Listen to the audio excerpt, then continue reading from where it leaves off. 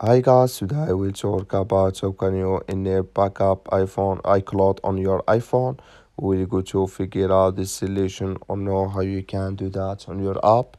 So you just follow these ways, then it's going to work with you.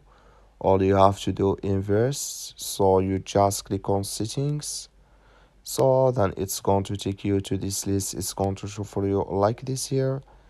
Then you just click here on your name and up, so then you click here on iCloud, then it's going to take you to this list. You go down, click here on iCloud backup, then you will find here backup. This is iPhone. Click in this sign, like you see this color show for us.